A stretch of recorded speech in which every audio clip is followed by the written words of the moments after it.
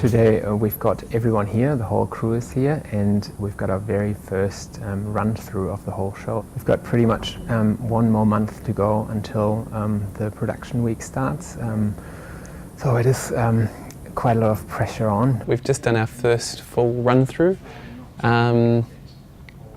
which was very exciting. We haven't put it all together and we found out we've got the stamina.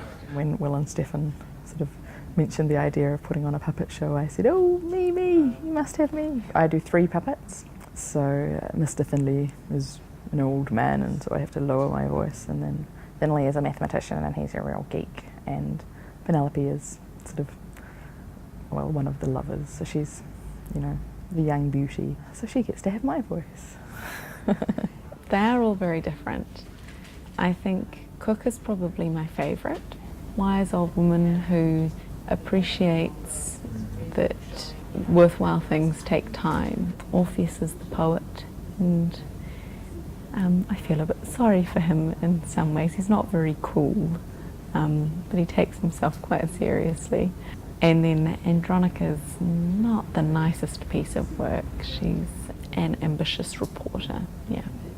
It's also really nice for me to come back to puppetry, and I hope it will be something new for a lot of people, you know, and to see how moving they can be. I'll be behind the scenes and I'll be handing over puppets and changing things on stage as well. I'm loving it. I love the puppets are great, and I mean the crew is really nice as well, getting on really well, and yeah, it's a great experience. There's not a sense that I've even written this now.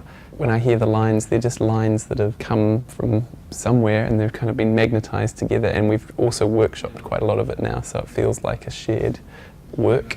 So we're really lucky that, that there's such a harmonious atmosphere among the people and so many varied skills amongst people who we really see as our friends.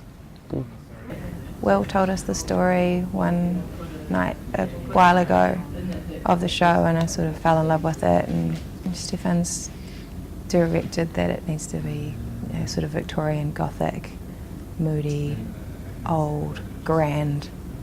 It's going with all of these things, and I'm starting with the kitchen on the house. I've drawn it all up in Photoshop back in Wellington at my studio and brought it over here, and I'm now copying it onto the set, sketched it out, painting it bit by bit, spoon by spoon. It's going to be a lot of work, but it's really enjoyable and there's great people around here, so just keep going till it's done.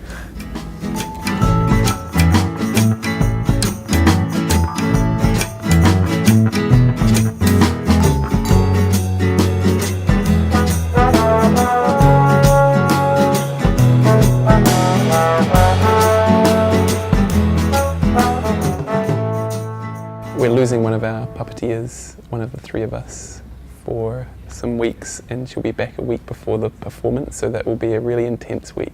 This coming Saturday I'm flying out, and then I'll be back on the Sunday. The Monday we are doing full run-throughs, Tuesday's tech, Wednesday's dress, Thursday we open, so it's this horrible, ridiculously short time frame, but we'll make it happen. I think the biggest challenge is just being able to give it the time and attention it needs. There's all the construction and then getting used to the puppets, and then there's always adjustments that need to be made, and then on top of that you've got all of the usual theatrical concerns of rehearsal lines, script revisions.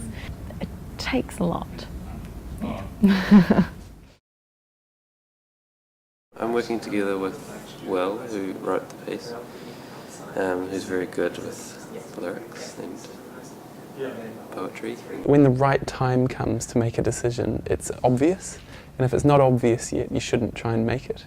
So bit by bit, all of the wrinkles in the process and in the script have been ironed out. And the last song, I think, is a big wrinkle that remains a wrinkle right now, because we haven't written it yet. And I think when we sit down and just concentrate on it, something will become obvious. It's probably going to be the last thing that's going to be done.